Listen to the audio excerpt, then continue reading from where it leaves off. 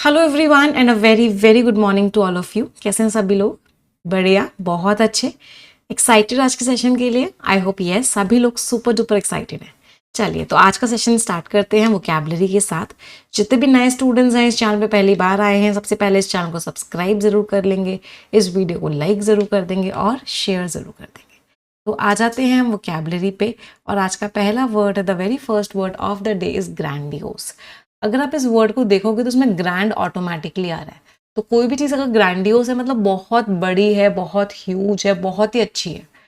Part of speech adjective. Impressive in appearance, बहुत अच्छी है देखने से, बट अनरियलिस्टिक, मतलब एक्चुअल में ऐसा होता नहीं है कि इतनी बढ़िया है, कि उस चीज़ को बड़ा चढ़ा के दिखाया जा रहा है। प्रिटेंशियस मीन्स दिखावा किया जा रहा है कि वो चीज़ इतनी बढ़िया है। मैग्नीलोक्वेंट का मतलब होता है, ये मैग्नीलोक्वेंट थोड़ा सा डिफरेंट वर्ड हो जाता है। इसमें एक रूट वर्ड आ जाता है लोक्वा। लोक्वा शब्द का मतलब होता है स्पीच।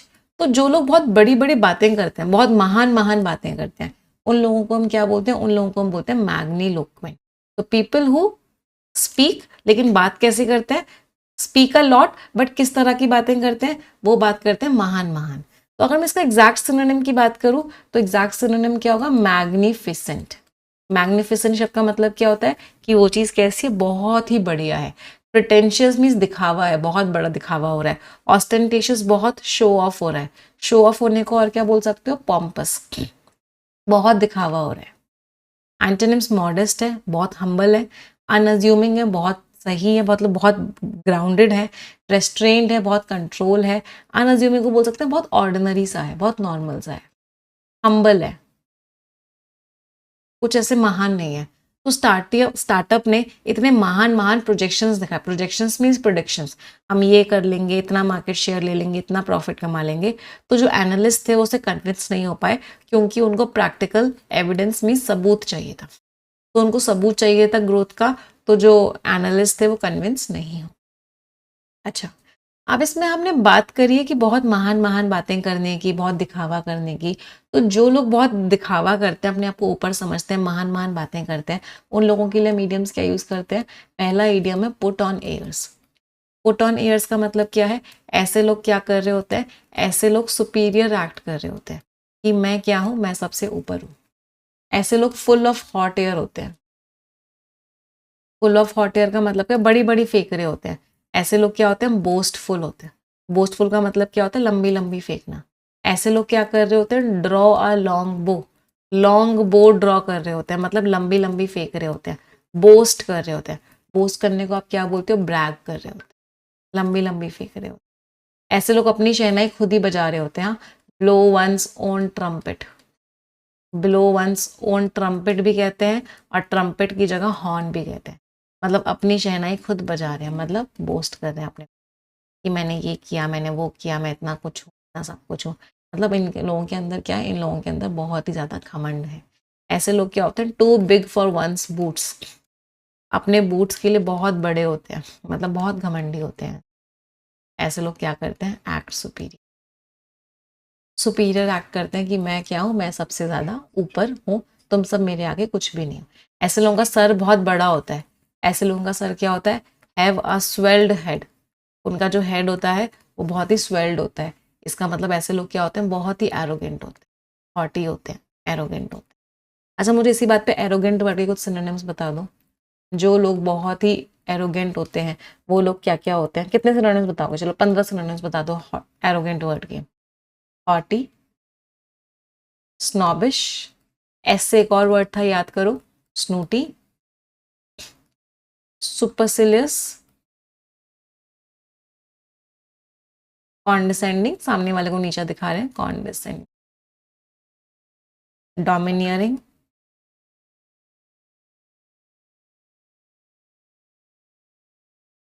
पैट्रोनाइजिंग।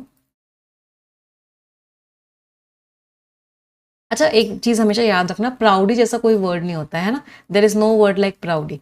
वर्ड हमारा क्या होता है? वर्ड हमारा प्राउड ही होता है। Then we have the word conceited.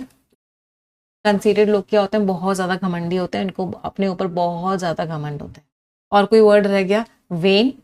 When भी बोलते हैं और वेन ग्लोरियस भी बोलते हैं। वेन और वेन ग्लोरियस, मतलब ऐसे लोग क्या होते हैं? बहुत ज्यादा घमंडी होते हैं। स्वैगरिंग,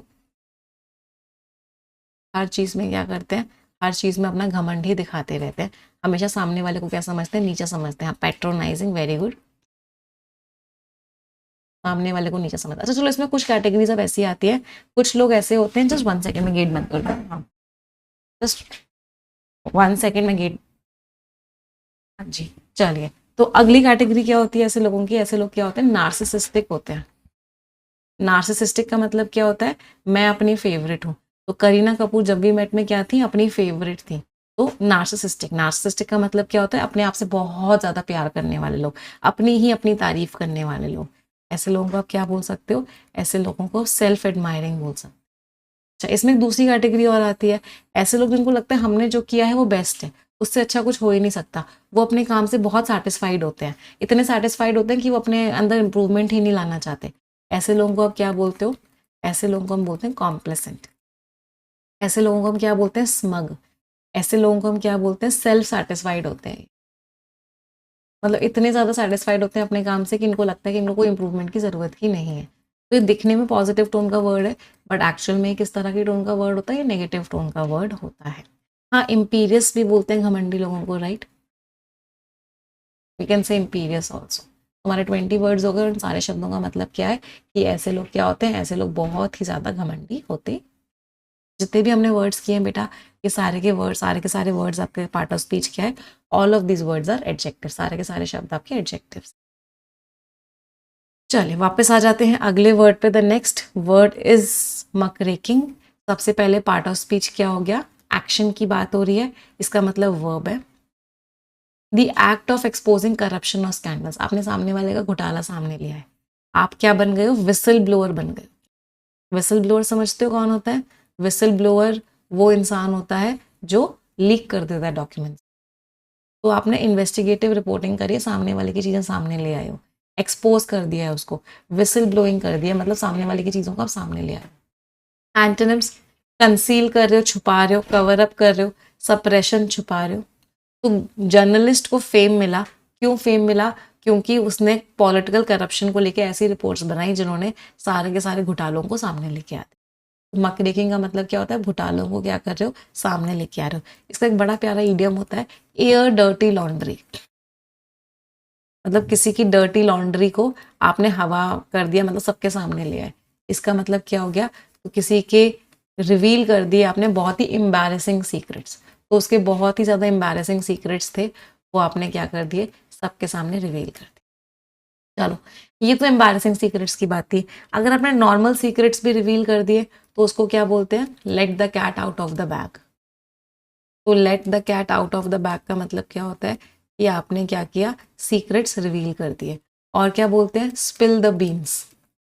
स्पिल द बीन्स का मतलब भी क्या होता है कि आपने क्या किया, सीक्रेट्स को रिवील कर दिया, सबके सामने आप क्या हुए, सबके सामने आप secrets, lift the lid on, किसी के ऊपर से आपने ढक्कन हटा दिया।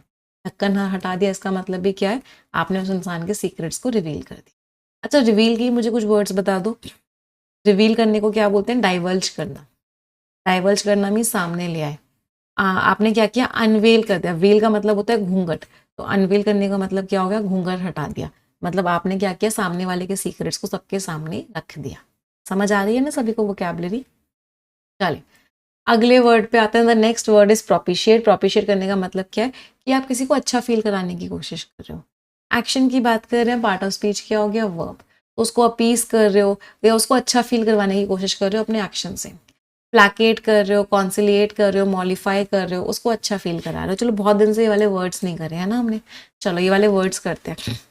मॉलिफाई कर रहे हो, दर्दों को कम कर रहे हो, तो क्या बोलते हैं, मिटिगेट कर रहे हो। पी से 4 वर्ड्स थे, चारों लिख लो। प्लैकेट कर रहे हो, पैसिफाई कर रहे हो, पैलिएट कर रहे हो, प्रोपिशिएट कर रहे हो। फिर ए से भी 3 वर्ड्स थे, एले कर रहे हो, एसुएज कर रहे हो, अपीज कर रहे हो।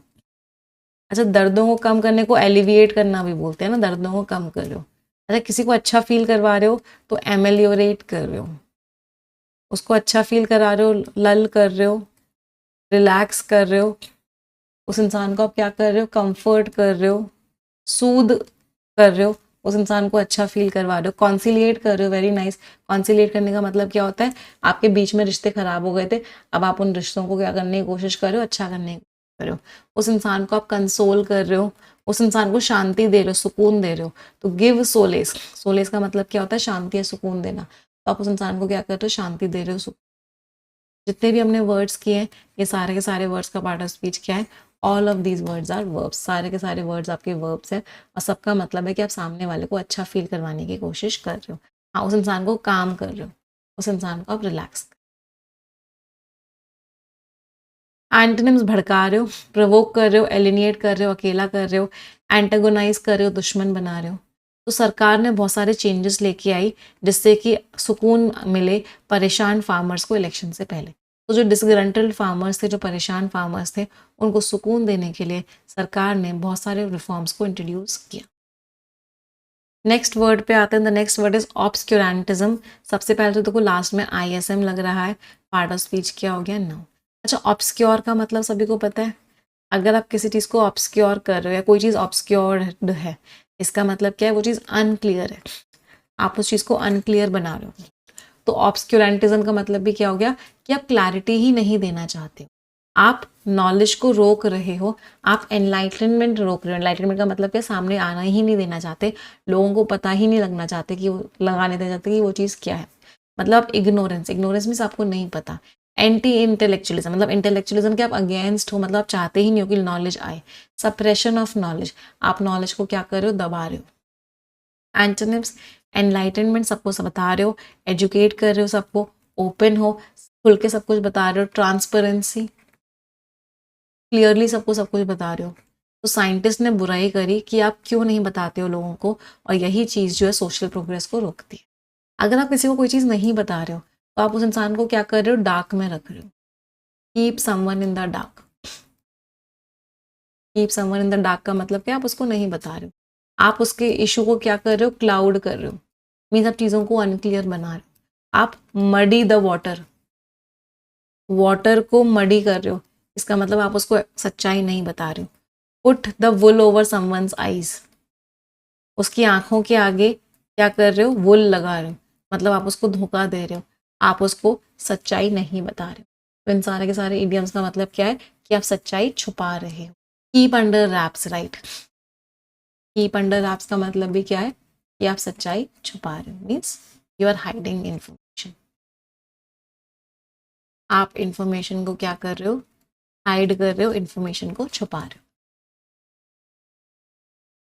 अगले वर्ड पे आते हैं। The next word is glint. Glint का मतलब क्या है, चमक। लाइट की चमक को क्या बोलते हैं, ग्लिंट। पार्ट ऑफ स्पीच क्या हो गया, नाउन। अ ब्रीफ फ्लैश और स्पार्कल ऑफ लाइट, हल्की सी जो लाइट चमकी है या हल्का सा कोई इमोशन आया है, ग्लीम करी है, शिमर करी है, स्पार्कल करी है, ट्विंकल करी है। ट्विंकल, तारे चमकते हैं ना, ट्विंकल ट्विंकल लिटिल स्टार, तो तारे की चमकने को क्या बोलते हैं, ट्विंकल। डैजल करी है कोई चीज़, मतलब कोई चीज़ क्या हुई है, चमकी है। एंटोनिम्स, डल है, मर्कीनेस मीन्स धुंधलापन है, डिमनेस मीन्स बहुत ही डार्कनेस है, ऑब्सक्योरिटी है। ऑब्सक्योरिटी का मतलब क्या होता है कि क्लैरिटी नहीं है। तो हल्की सी चमकती उम्मीद की, ऑप्टिमिज्म मीन्स होप, तो चमकती उम्मीद की उसकी आंखों में जैसे जैसे रिजल्ट्स को अनाउंस किया गया, तो इतने लंबे टाइम से वो इंतजार कर रही थी, उन रिजल्ट्स को अनाउंस किया गया तो उसकी आंखों में क्या आ गई, उसकी आंखों में एक चमक आ। तो चमक का वर्ड क्या हो गया, चमक का वर्ड हो गया ग्लिंट, कि वो चीज़ क्या कर रही है, चमक रही। अच्छा, मोमबत्ती जलती बुझती है उसको क्या बोलते हैं, मतलब मोमबत्ती है ये तेज जली फिर हल्की हुई फिर तेज, ऐसे ना, ऐसे जलती बुझती सी रहती है मोमबत्ती, उसको बोलते हैं, बुझती नहीं है मतलब कम होती रहती है उसकी इंटेंसिटी, उसको क्या बोलते हैं, फ्लिकर करना। जैसे ट्यूबलाइट कभी कभी फ्लिकर करती है, कभी तेज हो गई, कभी कम हो गई, फिर तेज हो गई, फिर कम हो गई। दैट वर्ड इज व्हाट, उस वर्ड को हम बोलते हैं फ्लिकर करना, कि वो चीज़ क्या कर रही है, फ्लिकर कर रही है। It is a very important word. Part of speech क्या है आपका, part of speech is verb. अगले वर्ड पे आते हैं। The next word is resplendent. Resplendent मतलब वो चीज़ बहुत अट्रैक्टिव है, बहुत बढ़िया है। Part of speech adjective, attractive है, इंप्रेसिव है, मतलब बहुत ही बढ़िया है। मैग्निफिसेंट, स्प्लेंडेड, डार्जिलिंग, बहुत ही सुंदर, वो कैसे, गॉर्जियस, बहुत ही सुंदर, अडोरेबल, बहुत ही प्यारा। एंटोनिम्स, डल है, शैबी मीन्स बहुत ही भद्दा है, अनअट्रैक्टिव है, बहुत ही खराब है, अनटाइडी है, बहुत ही गंदा लग रहा है, ग्रिमी है, बहुत ही गंदा है। तो बहुत सुंदर लग रही थी अपने ट्रेडिशनल वेडिंग अटायर में, तो ट्रेडिशनल वेडिंग कपड़ों में वो बहुत ही सुंदर लग रही थी, बहुत ही अट्रैक्टिव लग रही थी। चलो इसी बात पे मुझे अट्रैक्टिव के भी सिनोनिम्स बता दो। कितने सिनोनिम्स बताओगे अट्रैक्टिव के मुझे? 15 बता दो। कोई भी चीज़ अगर अट्रैक्टिव होती है तो क्या होती है? बीविचिंग होती है, एंथ्रॉलिंग होती है, एंटाइसिंग होती है, मेस्मराइजिंग होती है, स्पेल बाउंडिंग होती है,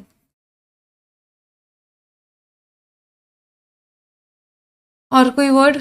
बहुत, अभी तो बहुत सारे वर्ड्स रह गए। एन्चैंटिंग होती है, बहुत ही बढ़िया, मार्वेलस भी कह सकते हैं, बहुत बढ़िया है। टिटिलेटिंग होती है,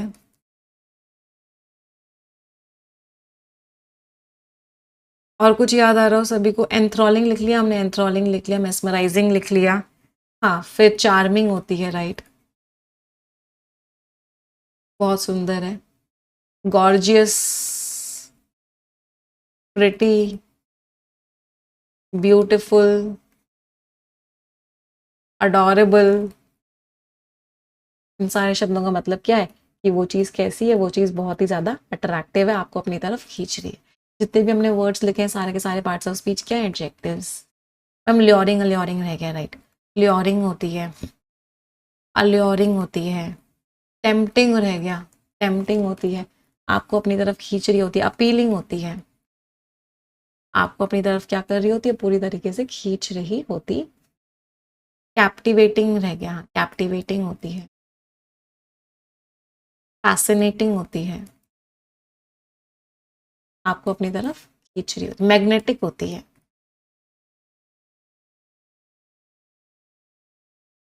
वापस आ जाते हैं अगले वर्ड पे। The next word is frailty. Frailty word किससे बना है? फ्रेल वर्ड से बना है ना। फ्रेल मीन्स कमजोर, फ्रेल इसका एडजेक्टिव फॉर्म है, फ्रेलिटी इसका कौन सा फॉर्म हो गया? Noun form.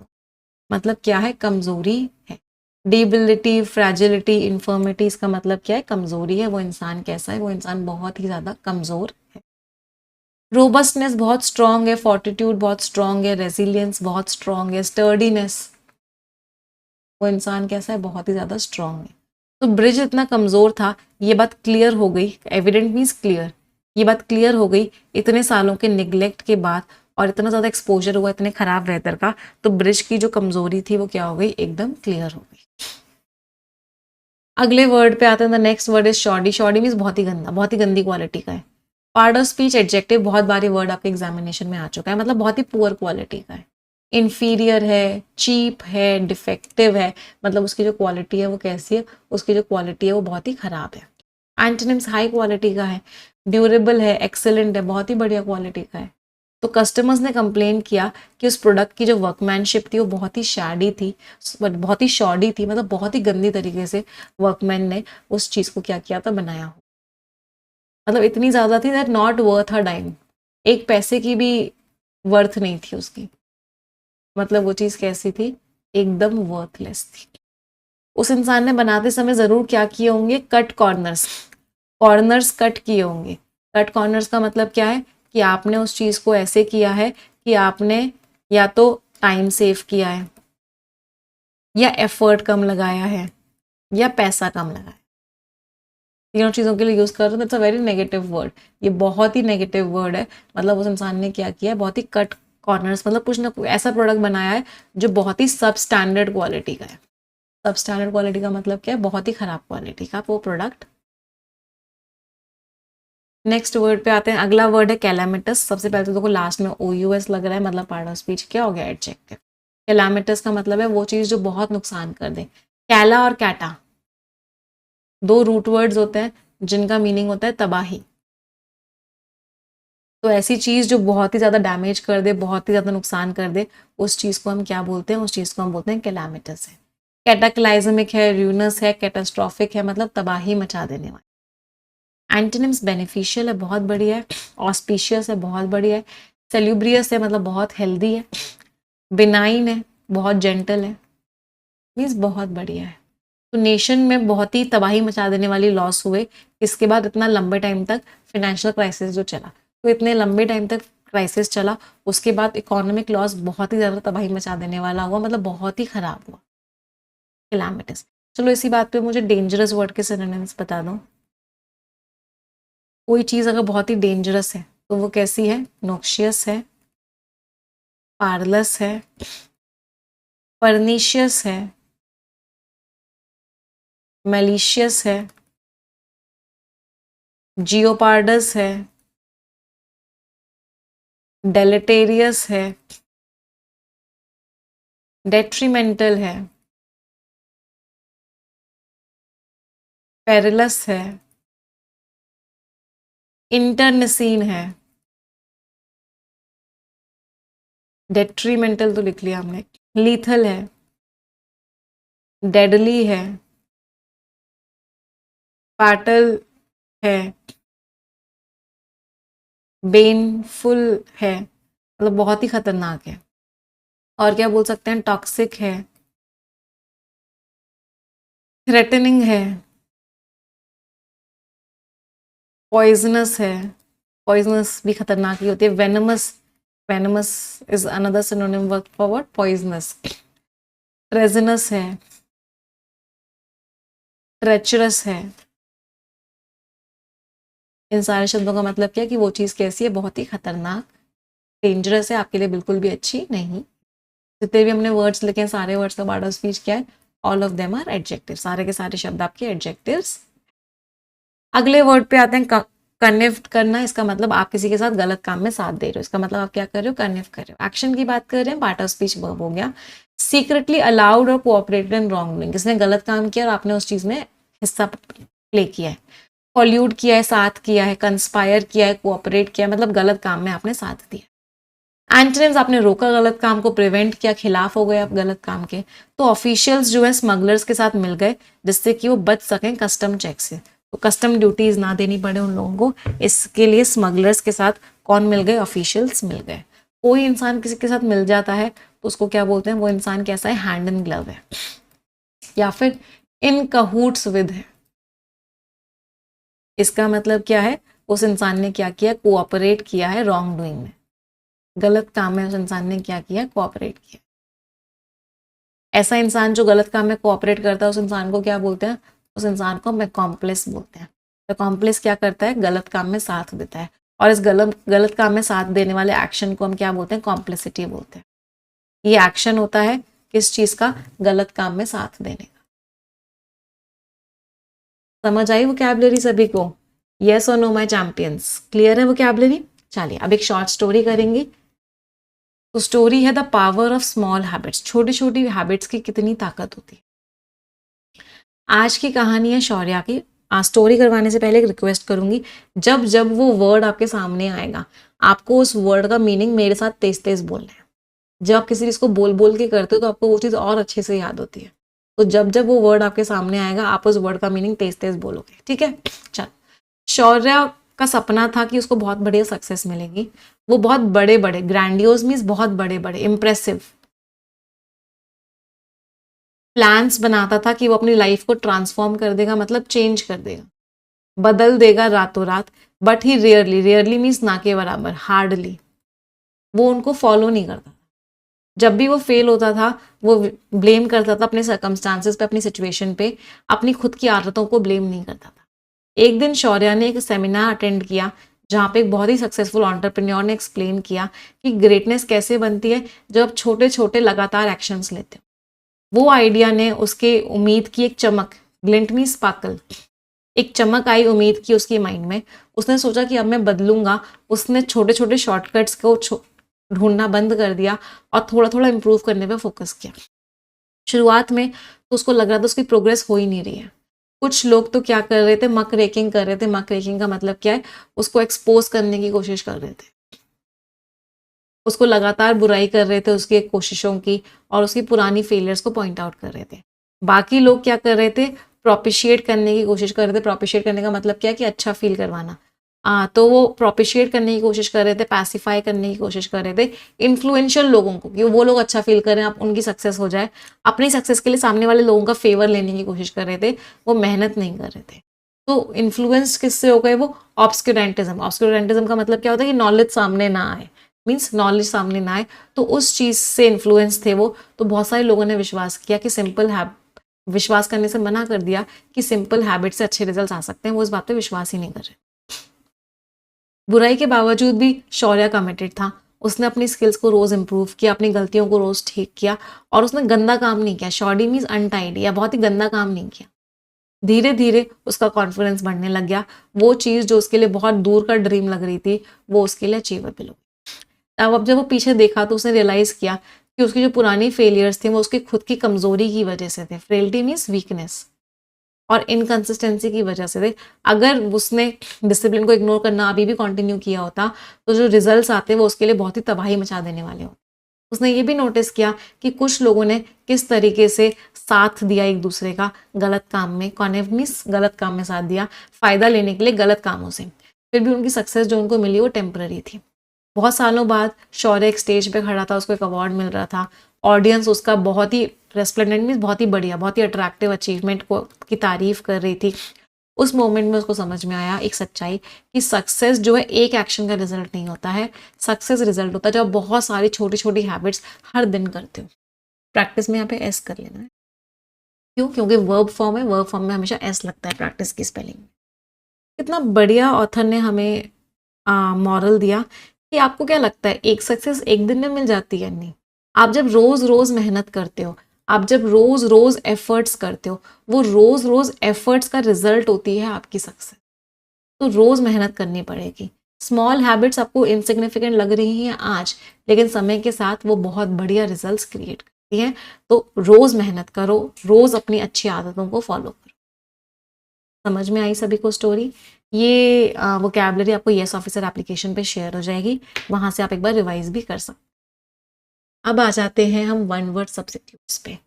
पहला वर्ड है पैलिएशन, पैलिएट वर्ड से ही बना है। अभी हमने पैलिएट वर्ड पढ़ा था। पैलिएट वर्ड का मीनिंग क्या? सुकून देना। तो पैलिएशन का मतलब क्या है कि आप उस इंसान को सुकून दे रहे हो, और बेसिकली ये ना बीमारियों के लिए यूज होता है, दवाइयों के लिए यूज होता है। पैलिएटिव केयर बोलते हैं। पैलिएटिव केयर का मतलब क्या है? आपको दर्द हो रहा है किसी प्रॉब्लम की वजह से, आप उस प्रॉब्लम को सॉल्व नहीं कर रहे हो, बस पेन किलर खा ले रहे हो। तो वो जो पेन किलर होता है जो आपको पेन से सुकून दे देता है, बीमारी ठीक नहीं हुई है, बस पेन किलर खा लिया, तो उसको बोलते हैं पैलिएशन। और उसको उस तरह की केयर को बोलते हैं पैलिएटिव केयर। रिप्रीव मीन्स सुकून, सुकून मिल गया थोड़े टाइम के लिए। अच्छा, दूसरा मीनिंग इसका क्या होता है कि आपको कोई पनिशमेंट मिलने वाला था, उसको डिले कर दिया गया कि चलो बाद में करेंगे, that is reprieve. A temporary delay और कैंसिलेशन ऑफ पनिशमेंट। डिप्रेव्ड इंसान कौन होते हैं? जो गलत इंसान होते हैं, जो करप्ट इंसान होते हैं, उनको डिप्रेव्ड बोलते हैं। बर्जियोसिस, जो इंसान मिडिल क्लास का हो, मतलब जो बहुत हाई क्लास वैल्यूज ना रखता हो, उसकी वैल्यूज कन्वेंशनल हो, जो सब सोच रहे हैं वही सोचता हो, तो मिडिल क्लास से जो बिलोंग करते हैं उनको बोलते हैं बर्जियोसिस। फ्रेजल वर्ब, टर्न इनटू मतलब चेंज हो गया। कोई चीज किसी चीज में टर्न हो गई मतलब उस चीज में बदल गई, चेंज हो गई। तो जब उसने फ्रॉक को किस किया, वो एक हैंडसम प्रिंस में चेंज हो गया। टर्न ऑफ, बंद कर दो, turn off the stove, gas बंद कर दो। Turn off the light, light बंद कर दो। तो किसी चीज को बंद कर देना इज टर्न ऑफ। तो आयरन बंद करना भूलना मत, घर जाने से, घर में से निकलने से पहले। टर्न ऑन, अचानक से अटैक कर दे, अटैक अनएक्सपेक्टेडली। तो उस बुल ने अचानक से छोटे से बच्चे पे अटैक कर दिया, तो टर्न ऑन मीन्स अटैक कर देना। टर्न आउट, रिजल्ट क्या निकला। तो जो वीवर्स हैं वो 3 रग्स एक महीने में बना लेते हैं। तो turn out means what is the production, कितना प्रोडक्शन हुआ, कितना प्रोड्यूस हुआ, कितना आपके काम का रिजल्ट निकला, वो टर्न आउट। टर्न आउट का मीनिंग अराइव करना भी होता है। How many people turn out, कितने लोग अराइव किए, तो आना भी होता है टर्न आउट का मीनिंग। इडियम्स एंड फ्रेजेस पे आ जाते हैं। Under the sun and moon, सब जगह, एवरीवेयर। तो under the sun and the moon मतलब सब जगह। I have looked under the sun and moon, मैंने सब जगह ढूंढ लिया। I have searched for him under the sun and moon, सब जगह ढूंढ लिया मैंने, everywhere.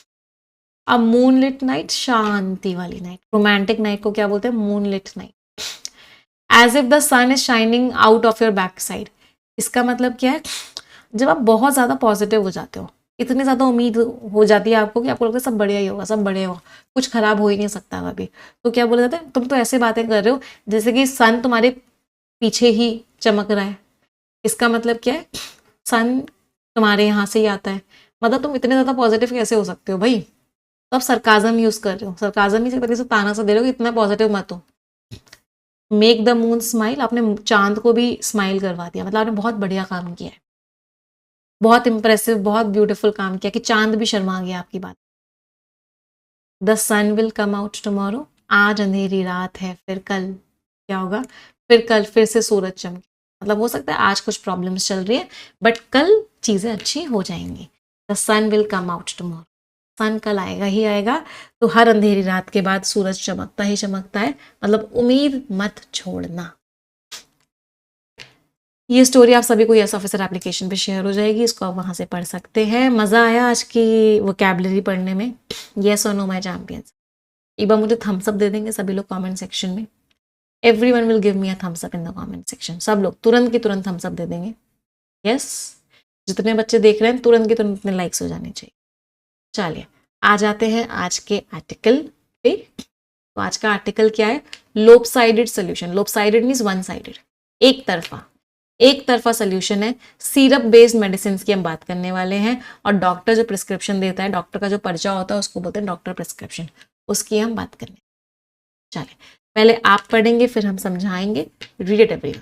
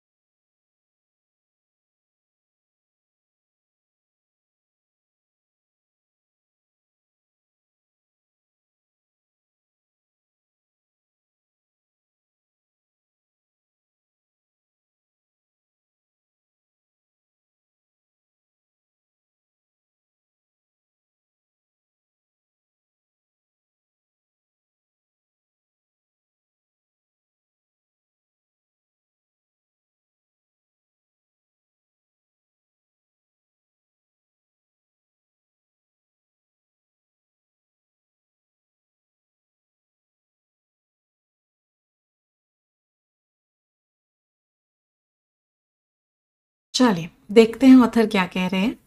As part of an overarching attempt, overarching का मतलब क्या होता है, कोई चीज़ बहुत इंपॉर्टेंट है क्योंकि वो बहुत सारी चीज़ों को कवर कर रही है, means covering a lot of things. तो वो चीज़ बहुत सारी चीज़ों को कवर कर रही है, तो एक ऐसी कोशिश की गई जो बहुत सारी चीज़ों को कवर कर रही थी, जिससे कि वापस आए कॉन्फिडेंस।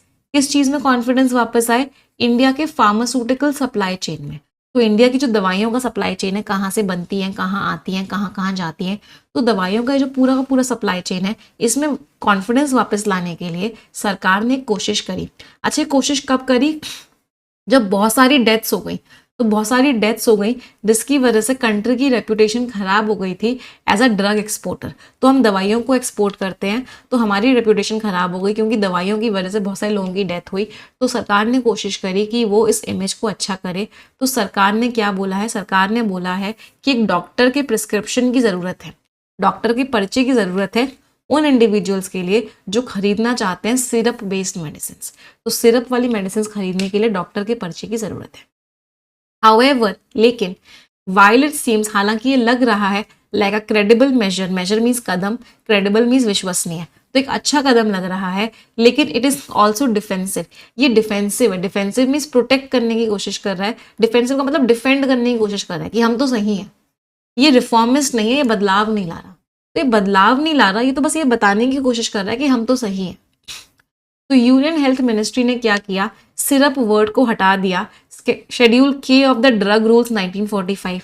तो जो रूल्स थे दवाइयों को लेके, उनमें से जो वर्ड था सिरप, उसको हटा दिया।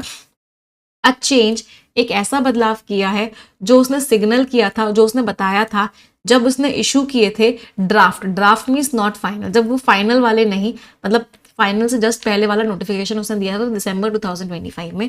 तो उसने क्या किया था, उसने बोला था कि उस स्केड्यूल के में से सिरप वर्ड हटा दिया, और इसकी वजह से क्या हो गया था कि जो कफ सिरप है वो तभी बिकेंगे जब एक प्रिस्क्रिप्शन होगा, जब एक डॉक्टर का पर्चा होगा, और कफ सिरप सिर्फ और सिर्फ लाइसेंस्ड फार्मेसीज ही बेच सकती हैं।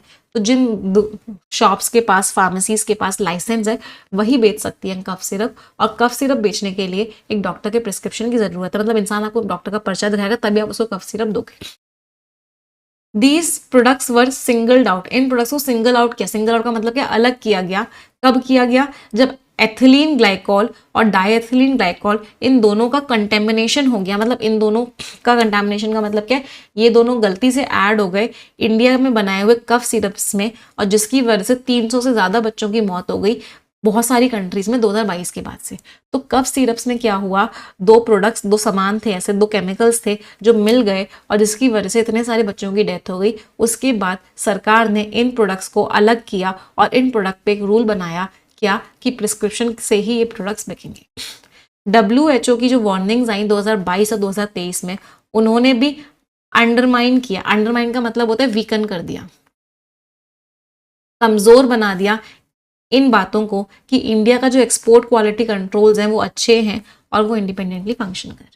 तो बेसिकली हुआ क्या, अभी तक लग रहा था कि इंडिया की एक्सपोर्ट क्वालिटी कंट्रोल्स अच्छे हैं, इंडिया बहुत क्वालिटी की दवाइयां बना रहा है, वो इंडिपेंडेंटली फंक्शन करते हैं, किसी के कंट्रोल में नहीं होते। बट अब क्या हुआ, WHO ने वार्निंग्स दे दी 2022 और 23 में, इसकी वजह से ये बातें भी कमजोर पड़ गई, मतलब इंडिया की क्वालिटी पे लोगों को डाउट होने लग गया। चलिए अगला पैराग्राफ पढ़ेंगे सभी लोग।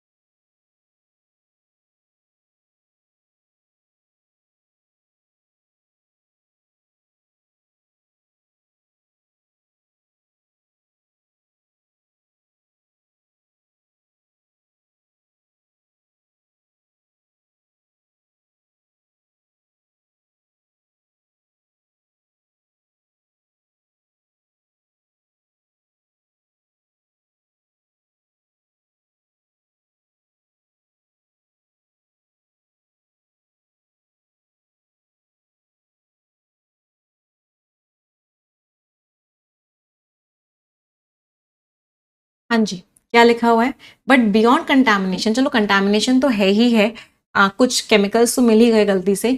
डॉक्टर्स ने बहुत लंबे टाइम से चिंताएं उठाई हैं, कंसर्न्स उठाए हैं कि किस तरीके से कफ सिरप्स को बनाया जाता है और यूज किया जाता है। Many over the cough counter cough syrups, मतलब जो कफ सिरप्स हमको मिलते हैं वो कॉकटेल्स होते हैं। कॉकटेल्स मीन्स मिक्सचर्स होते हैं। किस चीज के मिक्सचर्स होते हैं, ब्रोंकोडाइलेटर्स, एंटीहिस्टामाइन्स एंड डीकंजेस्टेंट्स। तो इन तीनों के ये क्या होते हैं, मिक्सचर्स होते हैं, जिसकी वजह से ट्रेमर्स और हार्ट पाल्पिटेशंस हो सकते हैं। Tremors and heart palpitations means मतलब ये कुछ प्रॉब्लम्स हैं जो बॉडी में हो सकती हैं। तो ये वैसे ट्रेमर्स का मतलब क्या होता है, एक तरीके से कपकपी। यहाँ पे ट्रेमर्स का मतलब क्या है कि बॉडी में इस तरह की प्रॉब्लम्स हो सकती हैं कि मसल कॉन्ट्रैक्ट कर रही है, फिर तेजी से एक्सपैंड कर रही है, कॉन्ट्रैक्ट कर रही है, तो ये सब हो सकता है। कपकपी हो सकती है, शेकिंग कह सकते हैं, शेकिंग हो सकती है। एक्सट्रीम सीडेशन, बहुत ज्यादा क्या हो सकता है, सीडेशन हो सकता है। सीडेशन का मतलब क्या है कि आप एक तरीके से अपने कंट्रोल में ही नहीं हो, आप एक तरीके से सीडेट कर चुके हो, मतलब स्लीपीनेस आ गई, आप कंट्रोल ही नहीं कर पा रहे हो अपने आप को, नींद ही नींद आ रही है। और पैराडॉक्सिकल एजिटेशन, और पैराडॉक्सिकल मीन्स, पैराडॉक्सिकल का मतलब क्या, तो ऑपोजिट। एजिटेशन मीन्स चिड़चिड़ाहट, और ज्यादा चिड़चिड़ाहट हो सकती है छोटे छोटे बच्चों में, और ब्लड प्रेशर के इफेक्ट्स भी हो सकते हैं। तो बेसिकली ऑथर ने कफ सिरप्स की बुराई करी है कि कफ सिरप्स में क्या करते हैं, अलग अलग चीजें मिक्स कर देते हैं जिससे कि बहुत सारी प्रॉब्लम्स हो सकती हैं। अमेरिकन अकेडमी ऑफ पीडियाट्रिक्स, जो है पीडियाट्रिक्स मतलब बच्चों से रिलेटेड जो फील्ड होती है उसको बोलते हैं पीडियाट्रिक्स। तो इस अकेडमी ने भी बोला है कि जो कफ सप्रेसेंट्स हैं, कफ को दबाने वाली चीजें जो होती हैं वो इनइफेक्टिव होती हैं, वो काम नहीं करती हैं बच्चों में अंडर 6 ईयर्स, जो 6 साल के छोटे बच्चे होते हैं, एंड में इवन भी डेंजरस, और वो बहुत ज्यादा डेंजरस होते हैं क्योंकि वो छुपा देते हैं, मास्क मीन्स छुपा देते हैं अंडरलाइन कंडीशंस को, जो बच्चे के अंदर कंडीशन चल रही है, जैसे कि अगर न्यूमोनिया है या अस्थमा है। इंडिया का जो एंट्रेंच्ड कल्चर है, एंट्रेंच्ड का मतलब क्या होता है, जो बसा हुआ है। तो इंडिया का जो बसा हुआ कल्चर है वो क्या कहता है, इसकी वजह से जो फार्मासिस्ट हैं डी फैक्टो मीन्स एक्चुअल में ये चीज होती है, डिफैक्टो मीन्स बाय फैक्ट। तो एक्चुअल में क्या होता है, प्राइमरी केयर प्रोवाइडर्स कौन होता है, फार्मासिस्ट। किसी को बुखार आ गया तो जनरली लोग क्या होते हैं, डॉक्टर के पास नहीं जाते हैं, फार्मासिस्ट के पास चले जाते हैं और कहते हैं कि ऐसे ऐसे मेरे बच्चे को बुखार आया है, मुझे कुछ दवाई दे दो।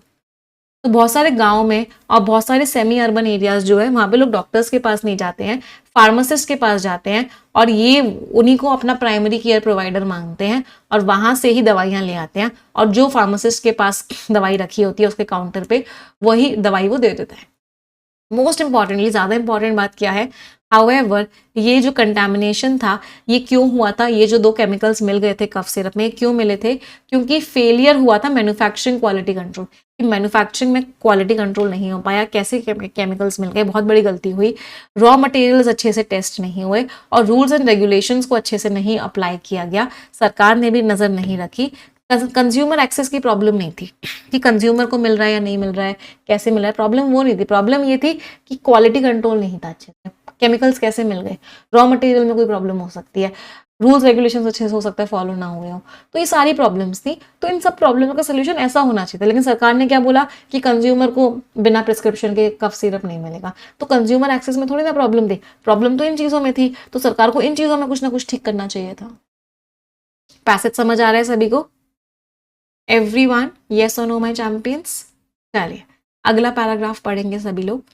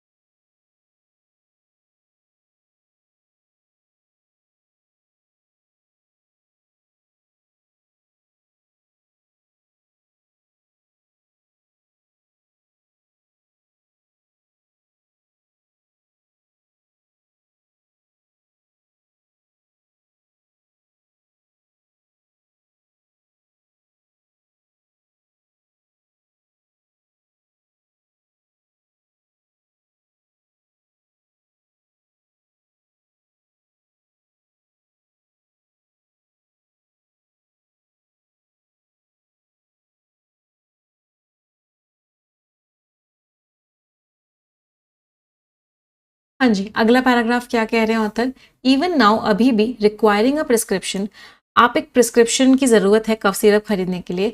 इससे हो सकता है इनअप्रोप्रिएट यूज बंद हो जाए, कि जो लोग गलत चीजों के लिए यूज कर रहे हैं उसको, वो बंद हो जाए। एंड पुश पेशेंट्स, और हो सकता है पेशेंट्स अब खुद से अब दवाइयां ना लें, कम से कम डॉक्टर को दिखाएं, डॉक्टर प्रिस्क्राइब करे तभी वो दवाई लें, सेल्फ मेडिकेशन ना करें। But it could never product, but इससे कंटामिनेटेड प्रोडक्ट तो नहीं बचेगा मार्केट में पहुंचने से। फर्स्ट प्लेस प्रॉब्लम कंटामिनेशन की थी, सरकार ने कंटामिनेशन पे तो कुछ नहीं किया, ये बोल रहे कस्टमर को, कंज्यूमर को एक प्रिस्क्रिप्शन की जरूरत है। तो प्रिस्क्रिप्शन से चलो ठीक है, कुछ प्रॉब्लम सॉल्व हो जाएंगी, कंज्यूमर खुद से दवाई नहीं लेगा बिना डॉक्टर के पास गए हुए। तो बट कंटामिनेशन की प्रॉब्लम कैसे सॉल्व होगी?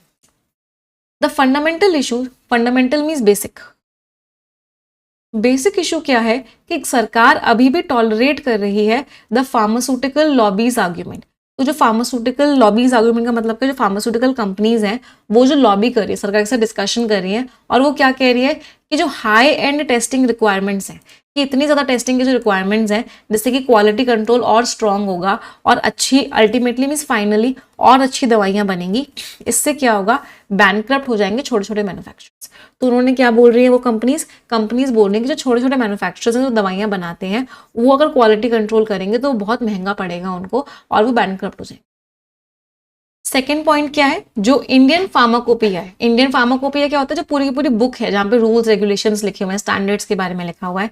और जो फार्माकोपिया इंटरनेशनलिज्म है, मतलब जो बाहर की पूरी पूरी बुक है, रूल्स एंड रेगुलेशंस हैं, उन्होंने अपडेट किया है अपने एनालिटिकल मेथड्स को। तो जिस तरीके से वो चेक करते हैं कि ईजी या डीईजी प्रेजेंट है या नहीं, एथिलीन ग्लाइकॉल और जो डायथिलीन ग्लाइकॉल है वो प्रेजेंट है या नहीं, उन्होंने अपने मेथड्स को चेंज किया है इन डेथ्स के बाद। Failures in batch testing and enforcement process. तो हालांकि मेथड्स चेंज हो गए हैं, चीज़ें हो गई हैं, लेकिन फिर भी अभी भी फेलियर्स आ रहे हैं बैच टेस्टिंग में। तो जो ग्रुप ऑफ मेडिसिन को टेस्ट किया जा रहा है उनमें अभी भी फेलियर्स आ रहे हैं, उनमें अभी भी ईजी और डीईजी मिल रहा है, और एनफोर्समेंट रूल्स को फॉलो करने में भी फेलियर्स अभी भी परसिस्ट कर रहे हैं, मीन्स कॉन्टिन्यू कर रहे हैं, मतलब अभी भी रूल्स जो है अच्छे से फॉलो नहीं हो रहे। एज अ रिजल्ट इसकी वजह से while India has around, India के पास लगभग 3 dozen means 36, 12 3 36 straight drug controllers हैं, इतनी सारी ऑर्गेनाइजेशंस हैं जो दवाइयों को कंट्रोल करती हैं। दे आर क्रोनिकली मीन्स बहुत लंबे टाइम से अंडरस्टाफ्ड है, मतलब उनमें लोग ही नहीं है। So without a large increase in the inspectorate, तो जब तक लोग इंक्रीज नहीं होंगे तो जो नोटिफिकेशन है इसके चांसेस हैं कि इसको इग्नोर कर दिया जाएगा। सैंस कॉन्सिक्वेंस का मतलब है इसका कोई इफेक्ट ही नहीं पड़ेगा, विदाउट एनी इफेक्ट, मतलब नोटिफिकेशन का कोई इंपैक्ट ही नहीं पड़ेगा गांव में तो एटलीस्ट। तो जब तक इंस्पेक्टरेट्स नहीं होंगे, जब तक लोग चेकिंग के लिए नहीं होंगे, ये नोटिफिकेशन का कोई भी इंपैक्ट नहीं पड़ेगा रूरल एरियाज में। इन अ ग्लोबलाइज्ड इकोनॉमी, एक ऐसी इकोनॉमी जहाँ पे हर कंट्री से कनेक्टेड है, सब पार एनफोर्समेंट, अगर अच्छे से रूल्स रेगुलेशंस फॉलो नहीं होते हैं मेडिसिन के एक भी कंट्री में, तो सबके लिए डेंजरस है। तो अगर एक भी कंट्री अच्छे से रूल्स रेगुलेशंस फॉलो नहीं करती है दवाइयां बनाने में, तो वो हर किसी के लिए डेंजरस है, and that is infinitely more so in a country. और ये चीज बहुत ज्यादा डेंजरस है ऐसी कंट्री में जिसका मकसद है, जो चाहती है कि वो दुनिया की फार्मेसी बने। तो इंडिया चाहता है कि वो दुनिया की फार्मेसी बने, दुनिया भर के लिए दवाइयां बनाए। अगर ऐसी कंट्री में दवाइयों को लेकर रूल्स फॉलो नहीं होंगे तो ये चीज बहुत डेंजरस है पूरी की पूरी दुनिया के लिए। पैसेज समझ आया सभी को? एवरीवन, यस और नो माय चैंपियंस? चलिए आ जाते हैं रीडिंग कॉम्प्रिहेंशन पे। All the best everyone.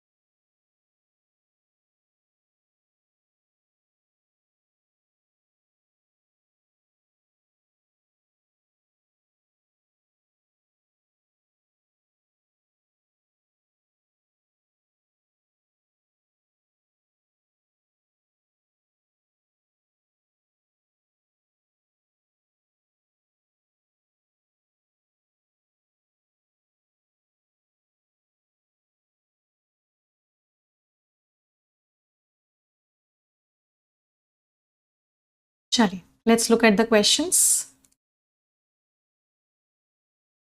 ये जो है अंडरलाइंग कंडीशंस को मास्क कर देता है, बता नहीं पाता। इंडिया का जो एंट्रेंच्ड ओटीसी कल्चर है, तो इंडिया का जो कल्चर है वो फार्मासिस्ट को हमें बताना है यहाँ पे ब्लैंक में क्या आ सकता है। तो हमें सबसे पहले देखना है कि किस तरह के हैं। फर्दरमोर तब आएगा जब दोनों की टोन सेम होगी, येट तब आएगा जब दोनों की टोन डिफरेंट होगी, सिमिलरली तब आएगा जब दोनों की टोन सेम होगी, सिंस जब रिजल्ट और रीजन होगी। तो हमको ये आइडेंटिफाई करना है कि कौन सा वाला सही है। चलो देखते हैं, पहले इस पैसेज पे आ जाते हैं पूरे के पूरे इस क्वेश्चन का आंसर देने के लिए। कहां पर है ये line? Can mask underline conditions. Okay, तो यहाँ पे टोन नेगेटिव है इससे पहले कि ये कंडीशंस को छुपा देगा, प्रॉब्लम्स क्रिएट कर देगा। और यहाँ पे लिखा हुआ है प्रॉब्लम्स हैं, फिर भी लोग आज भी फार्मासिस्ट के पास ही जाते हैं। तो प्रॉब्लम्स है फिर भी लोग आज भी यही करते हैं, तो मतलब यहाँ पे जो कनेक्टर आएगा वो फिर भी वाला आएगा। प्रॉब्लम्स है फिर भी लोग आज भी कहाँ जाते हैं, प्रॉब्लम्स है फिर भी आज लोग फार्मासिस्ट के पास दवाई लेने चले जाते हैं बिना डॉक्टर के पास गए हुए। तो इसका मतलब फिर भी will come, that means yet. Further more दोनों की सेम टोन तो नहीं है, सिमिलरली दोनों सेम बातें तो नहीं है, रिजल्ट और रीजन तो दोनों नहीं है, तो आंसर वॉज। समझ आया सभी को? बहुत प्यारा क्वेश्चन था। अगला, इनमें से कौन सा है जो आप कह सकते हो सरकार के डिसीजन को लेके कि सरकार ने जो प्रिस्क्रिप्शन को पर्चे को कंपलसरी बना दिया है सिरप बेस्ड मेडिसिन के लिए, तो जो नया रूल है वो एड्रेस करता है डाउनस्ट्रीम कंज्यूमर एक्सेस, कि कंज्यूमर को कैसे मिलना है उस चीज को वो एड्रेस कर रहा है। वो रूट कॉज पे काम नहीं कर रहा है कि दवाइयां खराब क्यों आ रही है, तो वो क्वालिटी पे काम नहीं कर रहा है, वो कह रहा है कंज्यूमर को मत दो जब तक पर्चा ना हो। सही बात है। रेगुलेटरी वीकनेस, सरकार के रूल्स रेगुलेशंस कमजोर हैं, मैन्युफैक्चरिंग में नजर नहीं रख पा रही है सरकार अच्छे से, ये अभी भी एक बहुत बड़ा चिंता वाली बात बनी हुई है। सही बात है। कफ सिरप्स को का एक्सेस कम करने से ऑटोमेटिकली गारंटी हो जाएगा कि सारे के सारे अनसेफ प्रोडक्ट्स हट जाएंगे मार्केट से। कैसे हटेंगे भाई? आप कफ सिरप नहीं दे रहे हो, एक्सेस कम कर रहे हो, प्रिस्क्रिप्शन के साथ ही मिलेगा, तो इससे क्वालिटी कैसे ठीक हो जाएगी? नहीं। तो answer is B, both first and second. अगले पर आते हैं, इनमें से कौन सा ट्रू है? तो WHO ने कंक्लूड किया कि इंडिया का जो फार्मास्यूटिकल रेगुलेटरी सिस्टम है उसमें कोई प्रॉब्लम नहीं है। नहीं, WHO ने वार्निंग दी थी, फ्लॉलेसली काम नहीं कर रहा है, उसमें प्रॉब्लम्स हैं, WHO ने वार्निंग दी थी। जो कंटामिनेशन के इंसिडेंट्स हैं उन्होंने कमजोरियां बता दी असम्पशंस में इंडिया की क्वालिटी को लेके। सही बात है, जो इंसिडेंट्स है वो बता रहे हैं कि हमारी क्वालिटी उतनी अच्छी नहीं है, इतने बच्चों की डेथ हो गई। बहुत सारे कफ सिरप फॉर्मुलेशंस में अलग अलग इंग्रेडिएंट्स का कॉम्बिनेशन होता है जो बहुत ही नेगेटिव इफेक्ट्स डालते हैं। बिल्कुल सही बात है। तो answer is D, both second and. Which of the following conclusions can be drawn from the passage, कौन कौन से कंक्लूजन हम पैसेज से निकाल सकते हैं? रूरल हेल्थ केयर डिपेंडेंस, तो जो गांव में लोग फार्मासिस्ट पे डिपेंडेंट हैं, इसकी वजह से सेल्फ मेडिकेशन प्रैक्टिसेस चल रही हैं, लोग खुद से दवाइयां ले रहे हैं। क्यों? क्योंकि वो डिपेंडेंट है फार्मासिस्ट पे। सही बात है। अपडेटेड एनालिटिकल स्टैंडर्ड्स, अगर एनालिटिकल स्टैंडर्ड्स अपडेट जो हो गए, रूल्स रेगुलेशंस जो बन गए हैं, वो अकेले सफिशिएंट है कि सेफ्टी मिलेगी? अकेले सफिशिएंट नहीं है वो। इकोनॉमिक आर्ग्यूमेंट्स, जो इंडस्ट्री के स्टेक होल्डर्स हैं, जो कंपनीज कह रही हैं कि अगर हम इतनी क्वालिटी टेस्टिंग करेंगे तो हम बैंकरप्ट हो जाएंगे, तो इसकी वजह से क्वालिटी कंट्रोल रिफॉर्म्स अच्छे से नहीं लग पा रहे हैं। बिल्कुल सही बात है। तो answer is B, both first and. Tone पर आ जाते हैं। पॉलेमिकल टोन का मतलब क्या होता है कि ऑथर बहुत लड़ाई वड़ाई की बातें कर रहे हैं, बहुत स्ट्रॉन्ग अग्रेसिव हो रहे हैं, बहुत लड़ाई वाली बातें कर रहे हैं, तो ऑथर बहुत लड़ाई वाली बातें तो नहीं कर रहे हैं। अपोलोजेटिक, ऑथर बहुत सॉरी बोल रहे हैं कि मुझसे जो हुआ वो गलत हुआ, वो मुझसे नहीं होना चाहिए, तो ऑथर कहीं सॉरी भी नहीं बोल रहे हैं। क्रिटिकल, ऑथर नेगेटिव टोन रख रहे हैं। बिल्कुल सही बात है, ऑथर की टोन नेगेटिव है कि इंडिया में चीजें अच्छे से नहीं हो रही है। तो answer is D, only third. Scores everyone, क्या क्या स्कोर्स रहे सभी के रीडिंग कॉम्प्रीहेंशन में? चलिए आ जाते हैं एरर रिडक्शन के क्वेश्चंस पे। All the best everyone.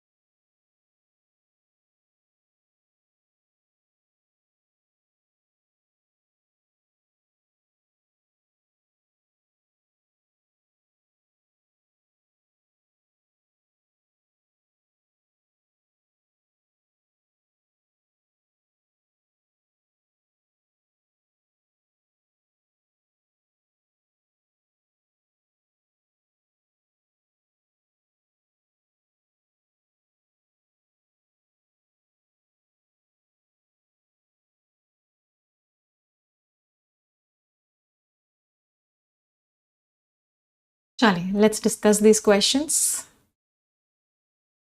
I have many works, नहीं, वर्क अनकाउंटेबल नाउन होता है, तो आई हैव मच वर्क, मुझे बहुत काम है जो फिनिश करना है घर जाने से पहले, तो I have much work to finish before going home.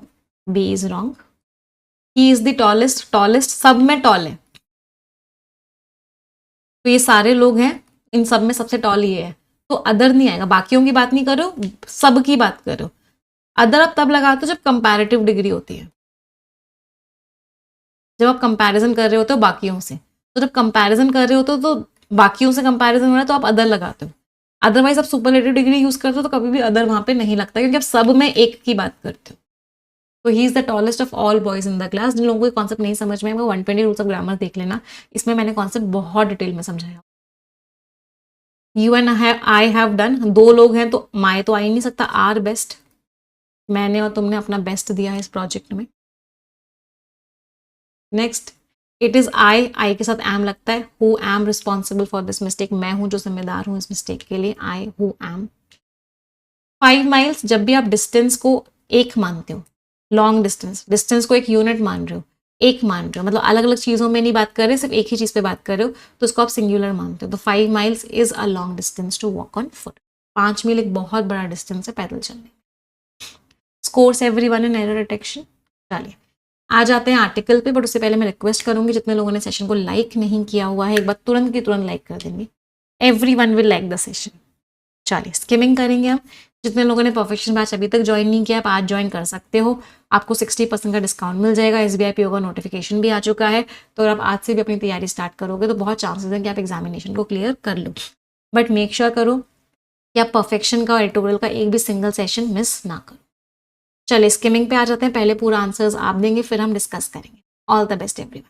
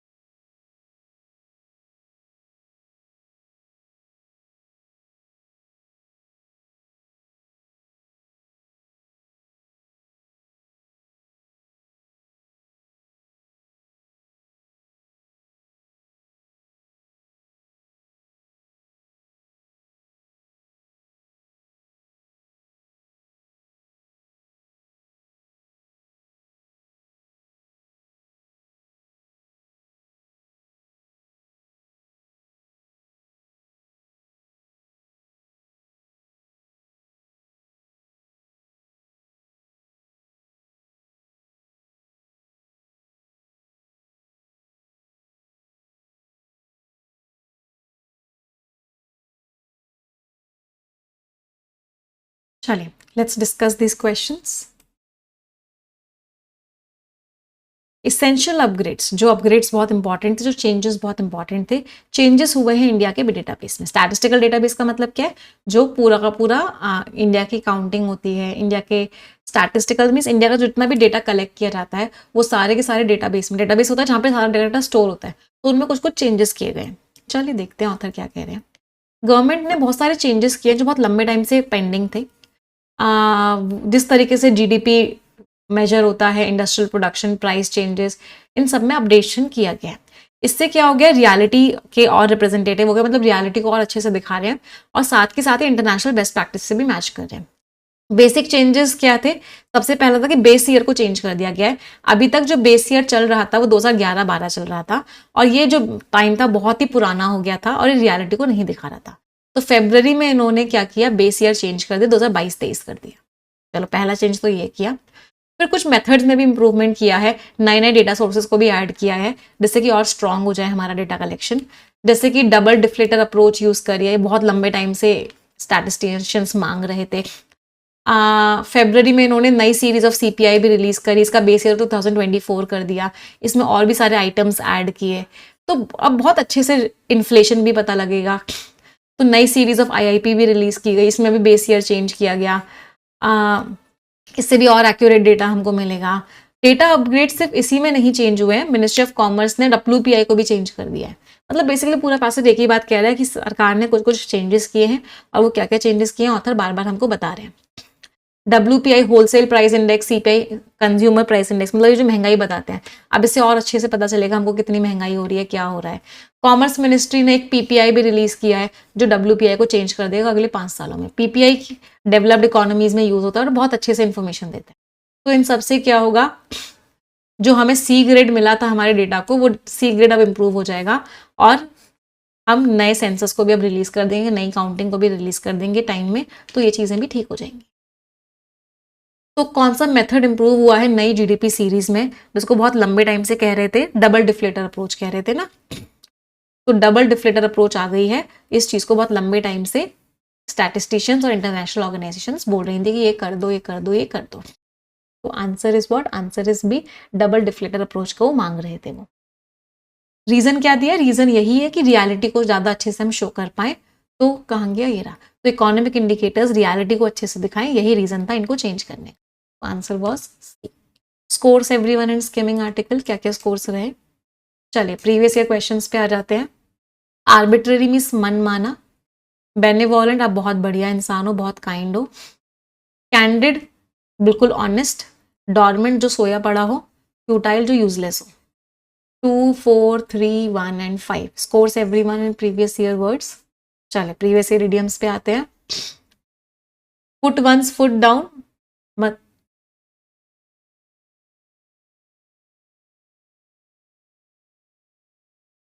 Put once foot down बहुत फर्मली एक्ट कर रहे हो। हिट द ग्राउंड रनिंग बहुत एनर्जी के साथ आपने शुरू किया है। गिव शॉर्ट शिफ्ट किसी को बहुत जल्दी आपने डिसमिस कर दिया। कीप समवन पोस्टेड इंसान को आप इन्फॉर्म्ड रख रहे हो। वॉक अ टाइट रोप बहुत ही डेलिकेट सिचुएशन आप हैंडल कर रहे हो अच्छे से। A, B, C, E and D scores everyone. 10 शब्द है, इनमें से 3 वर्ड्स का मीनिंग सभी लोग कमेंट्स में लिखेंगे। आप सभी की जिम्मेदारी है कि आप कम से कम 3 वर्ड्स का मीनिंग कमेंट्स में लिखेंगे ही लिखेंगे। इट इज रिस्पॉन्सिबिलिटी, हर बच्चा अपनी जिम्मेदारी पूरी करेगा। जो बच्चे अपनी जिम्मेदारी पूरी करेंगे उनमें से एक बच्चे को success no more an illusion book भी गिफ्ट करेंगे और उस बच्चे के घर वो बुक भिजवाई भी जाएगी। तो मेक श्योर करो कि सभी लोग कम से कम 3 वर्ड्स का मीनिंग कमेंट्स में लिखेंगे। Everyone has to write the meaning of at least 3 words in the comment section, सबको लिखने हैं, राइट। जिस बच्चे के घर बुक भिजवाई जा रही है उस बच्चे का नाम है अंजलि। बेटा एक मेल कर देना, एक स्क्रीनशॉट भेज देना, टीम आपके घर आपकी बुक भिजवा देगी। अच्छा, सभी को पता है हम प्रयागराज आ रहे हैं 27 जून को। तो जितने भी बच्चे हैं जो प्रयागराज में मुझसे मिलना चाहते हैं, please come to this place on 27 June 10 AM। एक फॉर्म दिया गया आपको कमेंट सेक्शन में, उसको फिल कर देना जिससे कि हम आपके लिए अप्रोप्रिएट अरेंजमेंट्स कर सकें। जितने लोगों ने अभी तक सब्सक्रिप्शन नहीं लिया, आप किस चीज़ का वेट कर रहे हो बेटा। SBI PO का नोटिफिकेशन आ चुका है, क्लर्क का भी आएगा, IBPS PO IBPS क्लर्क का भी आएगा, RRBs का भी आएगा। बैक टू बैक एग्जामिनेशन आने वाले हैं। अगर आपने अभी भी अपनी तैयारी स्टार्ट नहीं करी है तो आज से ही अपनी तैयारी स्टार्ट कर दो। 60% का डिस्काउंट आप सभी को मिल जाएगा। तो मेक श्योर करो कि आप आज से अपनी तैयारी स्टार्ट करो। अपने आप से एक वादा करो कि आप परफेक्शन और एडिटोरियल दोनों को रेगुलरली करोगे। अगर 2 से ढाई घंटा आप इंग्लिश को रोज देते हो तो विद इन 2 to 3 मंथ्स आपकी इंग्लिश तो बहुत स्ट्रांग हो जाएगी। परफेक्शन बैच आपको येस ऑफिसर एप्लीकेशन पे मिलता है, यहाँ से आपको स्कैन करना होगा। येस ऑफिसर पे आपको इंग्लिश एक्सक्लूसिव सब्सक्रिप्शन लेना होगा। 11 बजे इसकी क्लासेस होती हैं। परफेक्शन 6.0 से आप सभी को स्टार्ट करें। अगर आप सारे सब्जेक्ट्स पढ़ना चाहते हो, English, quants, reasoning, general awareness, India के best of the best faculty से पढ़ना चाहते हो तो कंप्लीट सब्सक्रिप्शन ले सकते हो। कोड आपका सफलता लगेगा और आपको मैक्सिमम डिस्काउंट मिल जाएगा। इसमें आपको कंप्लीट बैंकिंग एग्जाम्स की तैयारी करवाई जाएगी, इंग्लिश के अलावा सारे सब्जेक्ट्स की। देखो, अगर आप किसी और एग्जामिनेशन की भी तैयारी कर रहे हो तो आप सिर्फ इंग्लिश ले सकते हो। अगर आप एसएससी वगैरह की तैयारी कर रहे हो, अगर आप बैंकिंग की तैयारी कर रहे हो तो आप कंप्लीट सब्सक्रिप्शन ले सकते हो। ठीक है। टेलीग्राम चैनल्स जैसे ही एक्टिव होंगे आपको टेलीग्राम चैनल पे सारी इन्फॉर्मेशन मिलना स्टार्ट हो जाएगा। तब तक आपके लिए व्हाट्सएप चैनल हमने बना दिया है, आप उसको ज्वाइन कर लो। उसका लिंक भी आपको कमेंट सेक्शन में, डिस्क्रिप्शन में मिल जाएगा। कोई डाउट, कोई क्वेरी होगी, आप हमें इस नंबर पे व्हाट्सएप करके पूछ लोगे, या इस वीडियो के डिस्क्रिप्शन में एक फॉर्म है, आप उस फॉर्म को फिल करोगे, टीम आपको कॉल करेगी, आपके सारे डाउट्स एंड क्वेरीज का आंसर दे देगी। बट मेक श्योर करो क्लासेस रेगुलरली अटेंड करो। एक सिंगल सेशन कोई भी बच्चा किसी भी हालत में मिस ना करे, because it's very important to attend the classes अगर आपको सिलेक्शन लेना है तो। कमेंट सेक्शन में मुझे ज़रूर बताइएगा आज का सेशन आपको कैसा लगा। Thank you everyone, bye bye, take care, stay blessed and Tata.